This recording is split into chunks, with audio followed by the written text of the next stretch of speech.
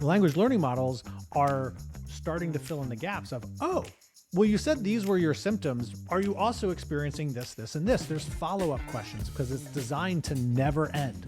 There's always going to be a question. There's always going to be a prompt that comes after it to encourage more conversation, to narrow down the result.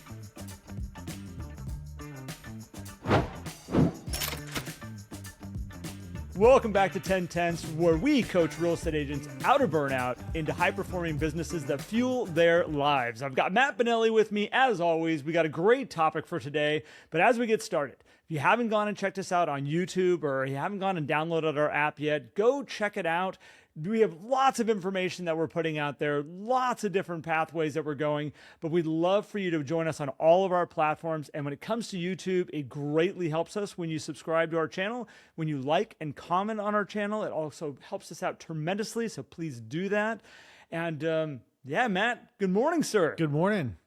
I'm excited about today, excited about this podcast. Welcome to anybody who's new. If you're brand new, I'm so glad you found us. Join our community, download our app, join the community, send us a message, say, hey, I just found you, and let's connect. You know, Garrett and I like to chat with people who are new to our world. And so let us know if you're new. And if you haven't left a review on our podcast, please do it. We are so grateful for it. It helps us reach new people and just kind of bring what we do to more ears out there and eyeballs if they're watching on the YouTube. So I'm excited about today, man. We got a good topic. Today, Matt, we're going to talk about AI. We're going back to AI. Yep. And the reason for it is I've had a handful of coaching calls. We did our group coaching call. We had a great discussion about it on there. Some of you, we're gonna totally name drop Ryan Serhant because we saw some things that happened out there. He had a great video that he put out about how AI has kind of impacted some deals that he's doing. And I've seen it happen in a handful of different ways, Matt, out here, where deals are either it's not usually helping the situation. I'll say I haven't had anybody go, man, my client went and talked with AI and came back, and I'm so grateful they did that. It's usually oh my gosh, what is going on? Why are they acting this way? What is causing them to make these decisions? Why all of a sudden did they get cold feet? Why all of a sudden did they all of a sudden just want to walk away from this deal? And I'm leading it back to that. I have a feeling people are reaching out and having AI help them make decisions about if they're doing the smart thing. Yeah. And it's causing some problems. It is. So, you know, for a reference point, if you haven't listened to our episode where we had ChatGPT price and write offers on our homes, go back to March 30th when we published that episode. And we recorded that earlier in the month. But since we recorded it, Ryan then dropped his video of how ChatGPT blew up a massive deal, and then another video on how he was able to save it and bring it back together, which is just fascinating because being a celebrity realtor with things that are published, your clients are seeing the stuff that you're posting, which is very interesting. But even since then, you and I have had several conversations with other agents who have had experiences where, hey, the seller wants to adjust the price, or this buyer came in with a different thing. We had one person comment in the chat of our group coaching today, like, oh my gosh, my partner is fighting AI with almost every client right now, which had us look at, like, you know, the one thing that we haven't really been implementing as an industry is more upfront procedures around AI to help kind of set the stage here with clients, because they're going to use them. And Garrett, you know, the thing is when people go to, whether it's a Google search or an AI or anywhere else outside their realtor, it's because they have a question about something or they're unsure of something. And so that lack of clarity or that emotion that's coming with it is going to get built into whatever is asked of a search engine or an AI. So no wonder the results that are coming out of it are fighting against what the advisor has put in place in the first place. Yeah, and I think it's interesting when new things come into our world, it's very natural for us to kind of go, let's ignore it, and hopefully it will go away. Hopefully it'll kind of solve itself. We talked about it in the group coaching today, Matt, and I've been talking about this with all the one-on-one coaching clients, is that, you know, Zillow hit the scene here years ago now. And when Zillow first hit the scene and it said, everyone's like, oh my gosh, it gives estimates. Like, look at these estimates. We're all curious about what these estimates were and how accurate were they. And you know, realtors then started going like, well, they're not accurate. It's just not accurate. It's just not. And then it was like, but what if the clients are actually looking at these things? And then it turned into, oh my gosh, they are looking at these things, and they're looking at the numbers that I brought. And now they're conflicted because this estimate says this and my numbers say this. What do we do with this? And then some very smart realtors said, why don't we just include this estimate with our numbers? And we can just go like, yeah, here's what it says over here. Here's what it says over here. Here's what the comps in the marketplace is showing.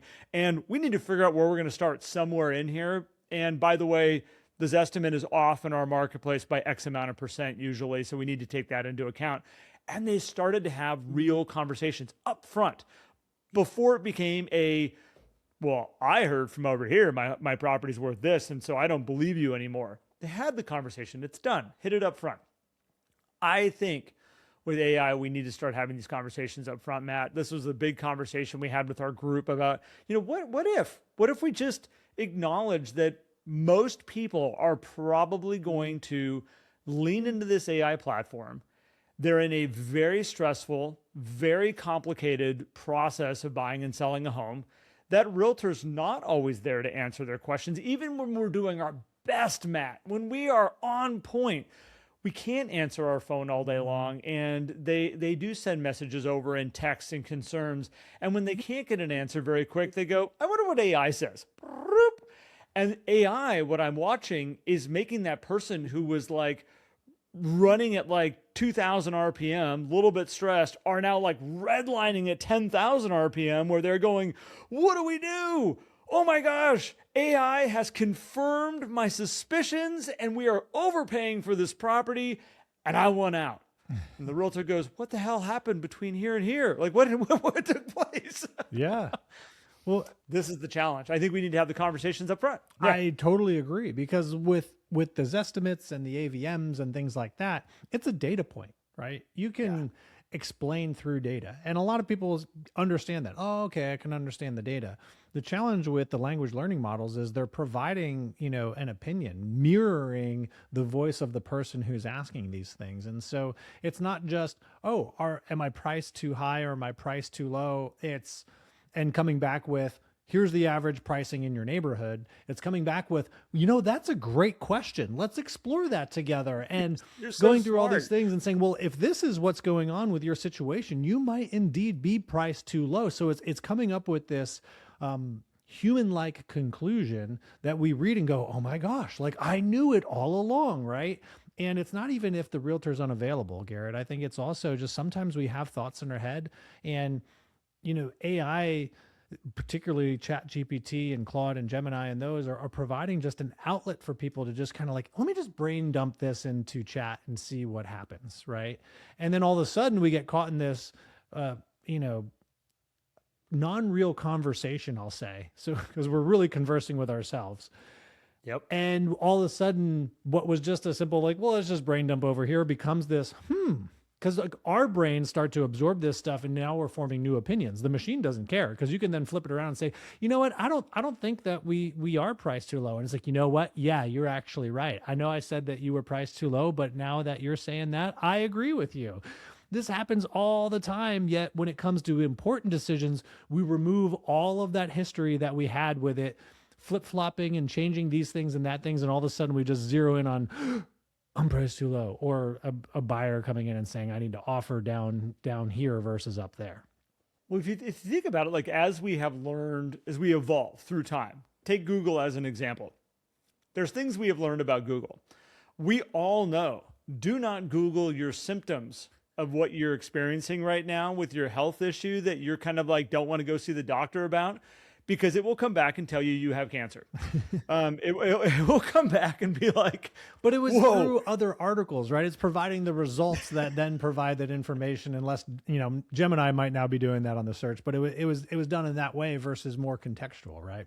But we learned, don't do that. Like, and we all kind of joke about it. Whatever you do, don't Google your symptoms, because you're going to get stuff that's going to freak you out, because it's like all the information. It's interesting is we haven't learned it with AI yet, where we can push for information and where we need to question information and be like, hold on, like, wait a second, pump the brakes. And because the darn thing pumps your ego so much and it talks so wonderfully about you as you're asking your questions and just makes you feel like you are just special, it all of a sudden we go, really? Like, I was smart to ask that question. I was smart to look at it from this direction. And what do you have to tell me now? In it's, you can spiral on this thing. We haven't learned yet. Our brains have not learned what we should and what we shouldn't ask, how we should approach it, how we shouldn't approach it. And we played around with the listing here, Matt. I played around with the listing of one of my clients. And it was funny to approach it from two different angles. From here I am, a buyer who's concerned that, oh, I want to write an offer on it, but I'm really concerned that I'm going to pay too much. And can you help me figure out a strategy? So again, I'm placing a good, strong offer up front, but I'm being safe. Yeah. To the other side of it, and I didn't approach it from the homeowner. I actually took a little bit of a sidestep and said, what if I was a friend that thought my friend was listing their home for too cheap? And they were, maybe the realtor had missed something and maybe it needed to be at a higher price. And on a $1.5 million listing, this thing came up with a $500,000 spread from where the buyer should start their offer to where the seller has potential income sales price of this thing from 1.2 to 1.7. That was the spread. And both of them were very convincing. If I was the buyer side, I would be going, I know exactly what I'm going to go up to. If I was on the seller side, I would have a hard time going, I think we're potentially leaving, let's just say, a solid $100,000 on the table, which is a lot of money. It's a lot. But again, all I did was formulate two different questions from two different people, same property, same situation. And this is what our people are doing out there, Matt. And the minute that they can't get us on the phone and they've got this little concern roaming around inside their head, wonder what Chad has to say. Yeah. And this is happening all the time right now. And I think it's even going to just happen more and more before they even try to get us on the phone.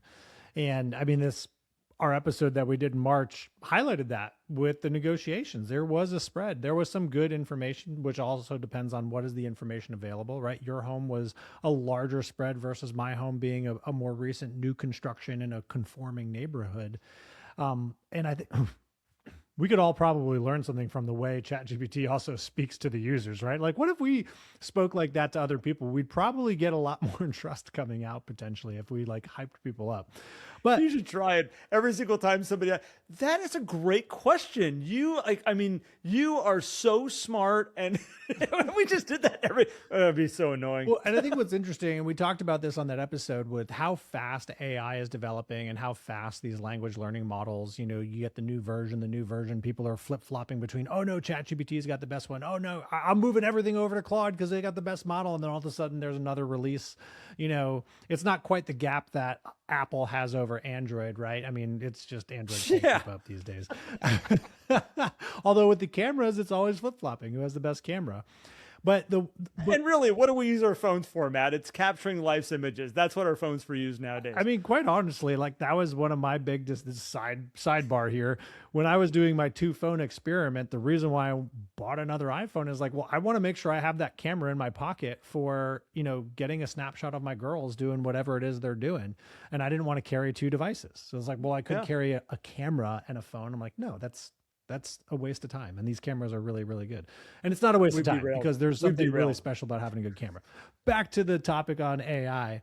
What's interesting is we learned with Google because Google is just providing other people's results, right? It was like, here's some links that you can go check out and explore and go down the rabbit hole. The language learning models are starting to fill in the gaps of, oh, well, you said these were your symptoms. Are you also experiencing this, this, and this? There's follow-up questions because it's designed to never end. There's always going to be a question. There's always going to be a prompt that comes after it to encourage more conversation, to narrow down the results. And all it takes, Garrett, is somebody in your world to have a positive experience with this, which is a lot of people, right? I mean, we talk about how much we don't like AI for this, yet we then are secretly on the back end typing different things into AI and helping us build businesses, helping us make life decisions, helping us analyze finances, like really big stuff that we're all using this for, yet we are thinking that our clients should never use it for this stuff as well, which comes to, okay, how do we not tell people that they shouldn't do this, but prepare them for what they are eventually going to do, even if they don't do it, or say that, oh no, I would never do that. Well, Yep. okay. Yeah. Just like Well, I would never buy new construction. And so like, oh, I don't need to register them at the new construction thing. Then all of a sudden, 6 weeks later, it's like, we stopped in on the way home that one time and like dropped our name in there and we're buying a Lennar home now. And you're like, oh man, they're never going to write me into that contract. I'm so happy for you. Yeah. I mean, that's exactly what it could be with like AI. And so Garrett, coming back around, let's talk about how we can implement this up front so that we can face it head on, so that we can use a reference point to come back to when a client says, well, hey, I put this in ChatGPT.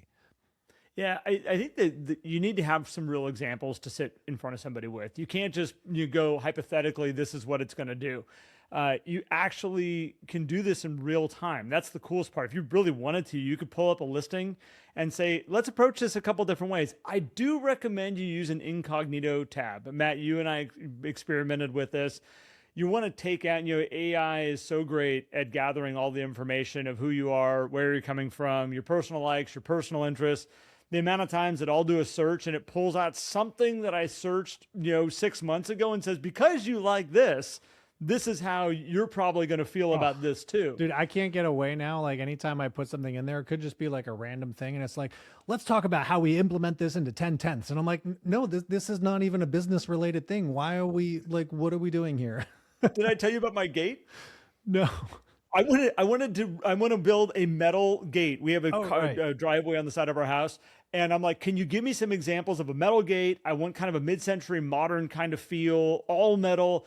And it's like, I got you. And gives me a picture with a huge 10/10ths logo in the middle of the gate. I'm like, that would be cool. That would be cool.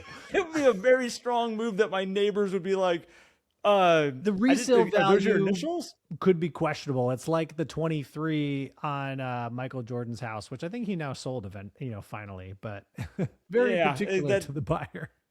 But so again, it gathers stuff. So go get an incognito tab, run with it down that way. And again, whether you do this beforehand and you have some examples to show somebody like this extreme spread, or if you do it in real time, it won't let you down. I promise this will not let you down. But the questions you need to ask, think about it from a buyer's perspective that is nervous about an offer they're about to write, or maybe an offer they just wrote. Maybe it got accepted. Maybe it got accepted really fast. And they're like, I'm worried the offer that I just wrote was too high and I feel like I overpaid. Can you tell me what a good offer would have been to start on this property? Start it with that one. And then print off what you got there and then do a whole new incognito search, same property, and say, I'm a seller. I'm getting ready to put my home on the market right now. And I want to make sure that we are maximizing the value that we're going to get out of this house. Price point. What is a great starting point to put this home on the market at? And see what it gives you. So now you've got the information of a buyer potentially and a seller potentially, and then going, why are they having such a problem as we're going through the negotiation part of this? Why are they writing this lowball offer? Why is the seller getting so mad over this lowball offer? Why is it that all of a sudden in the middle of my transaction, everything went sideways like Ryan Serhant had happened? Yeah. And all of a sudden they fish it back down to, you asked what to AI? You said what question? This is where if you can have this conversation up front in the buyer's process, in the seller's process to say, okay, guys, at some point, and I would even formulate it, Matt, as do you use AI on a daily basis? I would just ask that up front. And then I would then follow that up with, I don't care if they say yes or no. At some point during this transaction, you might find the need to want to lean into AI, to want to ask questions. And I want to show you some examples of how this can cause a lot of confusion in your transaction, in what we're about to do. And show them the buy side, show them how a seller might approach this, and then say, can you imagine the negotiation confusion that can happen when there's two totally different pictures happening here? And you got to get them to see it. You got to be able to have that conversation. You can't have it in the moment. And that's where a lot of us are now starting to do this, is when it comes up and we're like, oh, you used AI? Let me tell you all the reasons why that's a bad idea. Well, that conversation should have happened sooner. And we can't tell them not to use AI. We can't say during this transaction, I want you to stay away from it and not do it, because that will cause them to also push back in a major, especially if they love AI. They're like, who the hell are you telling me not to use this tool that I love? Yeah. That's my best friend. Not only that, it's like, don't push the red button. What are you going to do? Like, I'm pushing the red button. Like, it is getting pushed. And that's exactly what you're doing when you do that. The other thing is just the relationship aspect of it. You're doing this power play of like, I know better than you, which is usually not a good idea for your client relations, right? And it also highlights, I think, as we're talking through this, Garrett, and the propensity of people using AI and AI more for things like this, is it highlights the gap of what's happening up front right now. Like, are we creating enough clarity in this process and in this environment so that the clients are confident throughout? If they're going over to chat and asking these questions, it's not because we haven't had the conversation about the dangers or how to use ChatGPT. It's because we haven't created clarity of like, well, let's just talk about what's going to happen in this negotiation. There's all these outcomes that can happen, including like, you could write an offer and they could just accept it, right? And there's going to be a wave of thoughts that go through your mind from, gosh, why did they accept it so fast? Like, I thought we were going to negotiate a little bit, and like, did I offer too much? Even though when you were entering that negotiation, this was your initial offer. So them accepting it is probably actually a great thing, because if they countered, that means we would either be paying more or loosening up our terms a little bit. So there's all these great things that come on the front side, but when we don't have those conversations in the front of a process, whether it is when we're sitting down for the consultation or prior to negotiations or other points along the way, what you said, Garrett, asking them, hey, do you use AI? Like, do you go to ChatGPT or Claude or things for certain things that you do? And, you might use it during this transaction. Let me just kind of provide some context. The examples piece is just so awesome, because if you can show them the examples, then all of a sudden it's like, oh, okay, I get it now, when they go and use it and they get that certain result.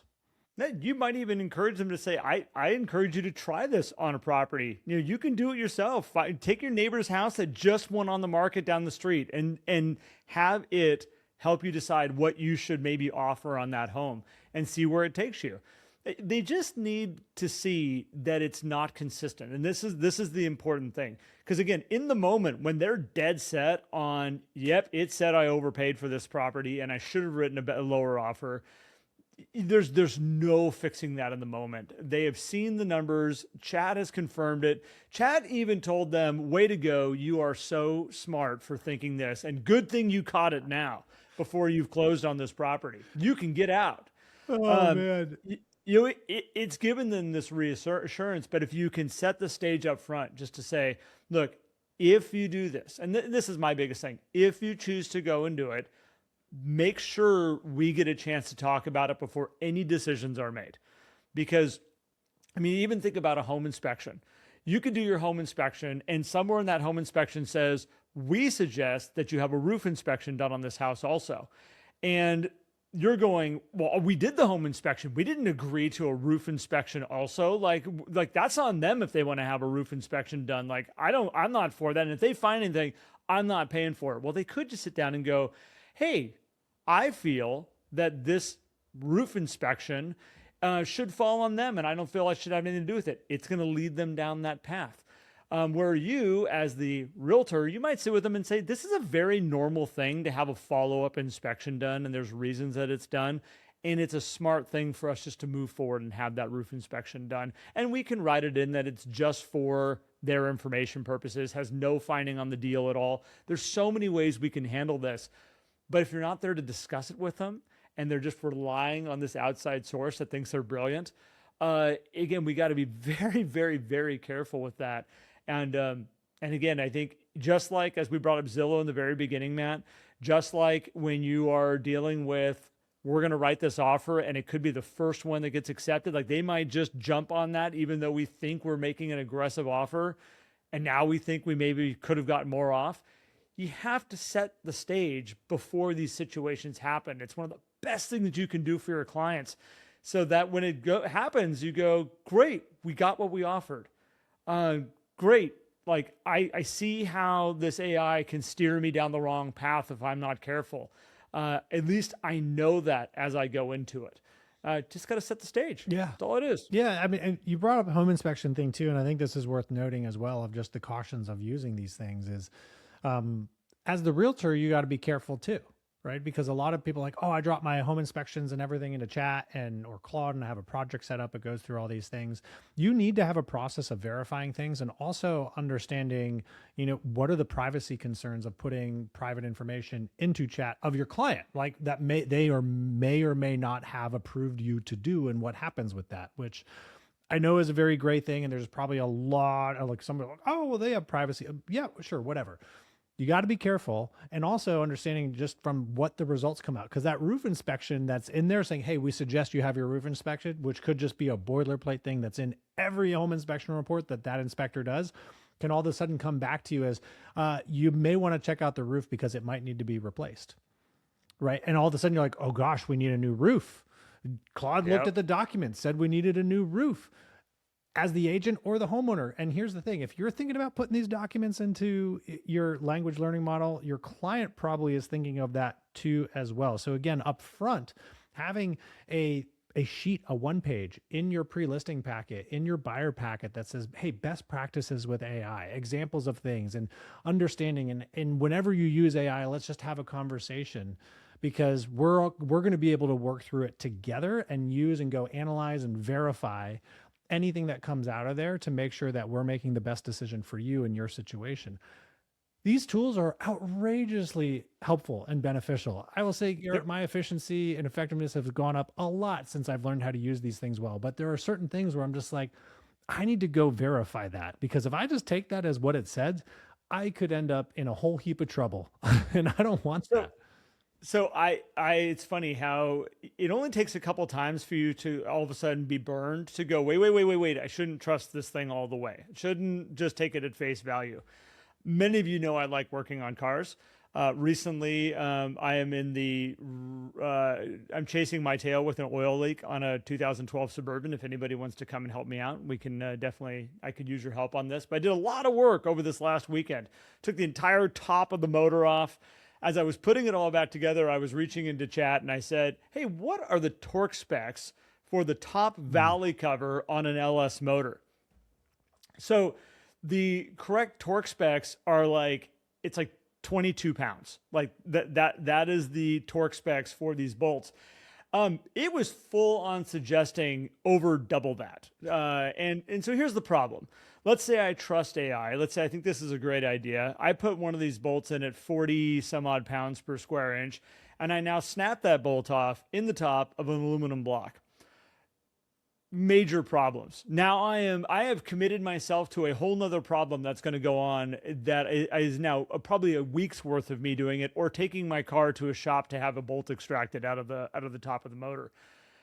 Which you're going to have to tow it to go do that, because now you can't drive it. Well, I could do it in the garage there, but it's just one of those, like, now you got oil and you got metal flakes going into the top of the engine. You got all kinds of stuff that you got to be careful about.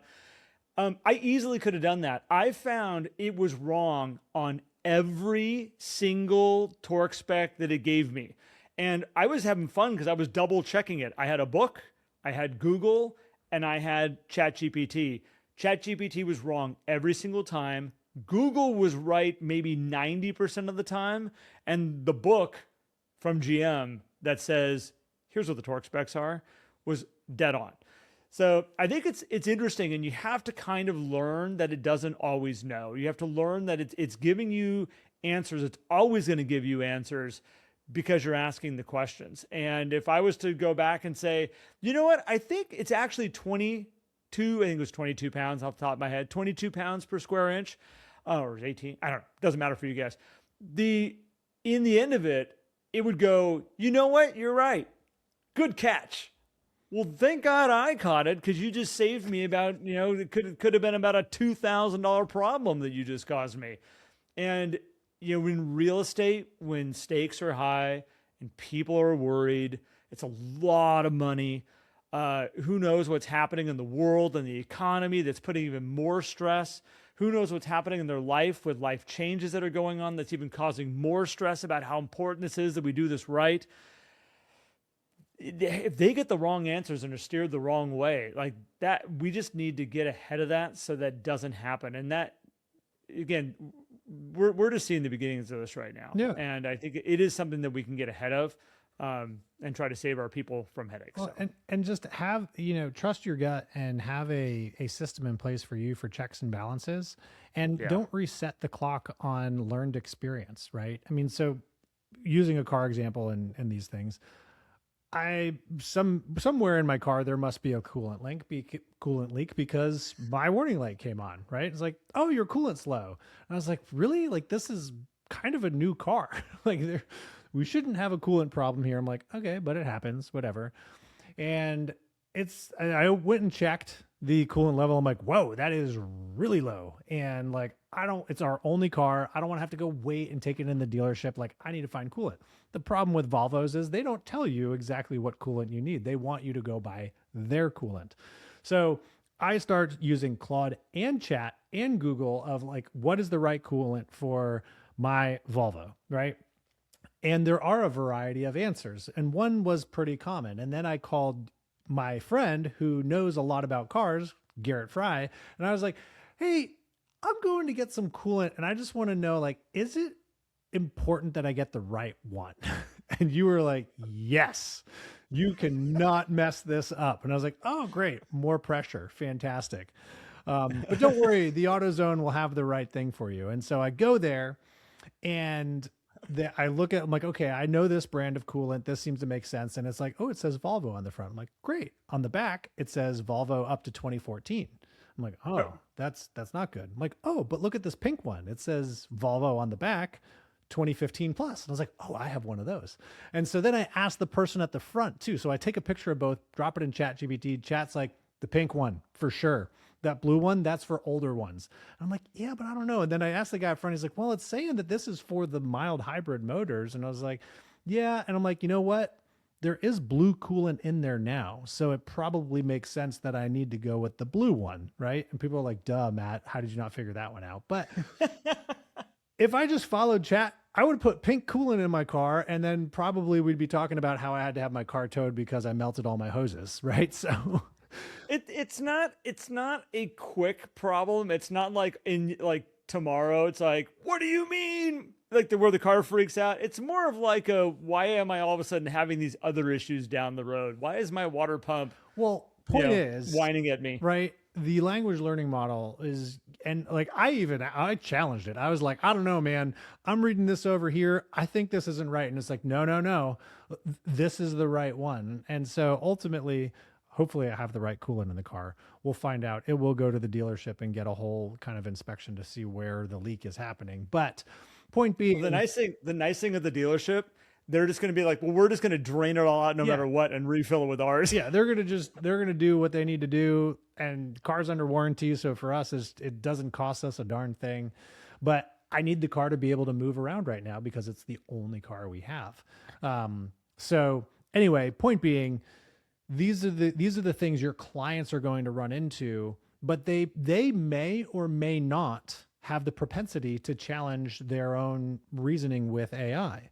And I'd say for the majority of people who are just kind of playing with AI, don't have that natural tendency to say, maybe this isn't right, because there's so much trust that has been built with these language learning models because everybody has a story, like we said, about somebody who used it to discover something like, oh my gosh, AI was a miracle. It helped me do X, Y, and Z. And people are like, well, it should be able then to answer a simple question like, is my house priced right? And the answer is it's nuanced. It may not have the right answer. This is why it's important to have a very strong client advisor relationship. And you set that tone way up front by having these conversations early on. Yeah. And the crazy thing is usually people just don't ask, is it priced right? They typically tag on their fear. Yeah. And then it goes, I can sense that you think you're priced too low. Yeah. And then all of a sudden it goes to find that stuff. You don't even realize that you might have prompted it with a little bit of like, I want you to go search for this. Yeah. You could juice a lot of things in the right direction if you just say the right things. And it takes in everything you say. We're like, I think humans, Garrett, are sometimes good filters. Husbands, maybe not great filters sometimes with when the wife is speaking, but humans are generally good filters if we're having a conversation of like, well, let me read in between the lines. The language learning model will be like, look at all this text that I just gathered. Let me process all of it. And it does. It doesn't take out some of the things that may not be relative. It uses that as an amplifier of like, oh, you're concerned. You're probably right. Let me go explore that. Let me find the data to give you confirmation to calm you down about your fears, even though I'm creating a bigger problem for you. Well, Matt, I appreciate you kicking this one around with me. And again, it's fun. I encourage everybody out there, go experiment, check it out. And Matt, you said something at the very end, which is, our clients usually for the most part are using it for simple things. They're using it for simple stuff in their world. They might be using it in their business to help them, kind of create something that's unique for their world. But a lot of people, they're not doing stuff like real estate with it. It's a very different thing when you're talking about buying or selling or all the moving parts that go into it and all the nuances and all the different life changes that everybody's going through that's causing them to negotiate in different ways. You just don't know. It doesn't know what you're trying to accomplish. So Matt, thanks for kicking this around, man. Yeah. Well, thank you for bringing this up. And if you guys want to go check out Ryan Serhant's post about that story, I think it was March 16th or so when he posted it, because it was right after we recorded our thing on our. There's an initial and there's a follow-up. So if you find them, they're kind of funny. Yeah, it's fun. You just got to scroll down on his feed a little bit. And, the reason why we guys like to talk about this stuff is because we want to help you build a business that fuels your life instead of consume it. And understanding these nuances will help you eliminate some of this just other stuff that happens in your world so that you're not just dedicating your life to your business. Your business should be there to support the lifestyle that you want to have, that you dreamed about when you first got into real estate. That's why so many people get into real estate. Oh my gosh, imagine the lifestyle that we're going to have. And that is our wish for you. And so if that feels good to you, we'd love for you to come join us inside our community. You can go to 10tense.co to learn about what the options we have. You can download our app. You can reach out to us. You can just reach out to us and say, hey, what do you got for me? And we will gladly have that conversation with you. And if we don't have what you're looking for, that's cool too. But do continue to enjoy the podcast. And if you found value out of this, share it with somebody who you think might enjoy it as well. So for that, well, until next time, Garrett, appreciate you, brother. Appreciate you. Appreciate all the listeners out there. Thank you so much for tuning in as always. And we will be back soon. Thanks, guys.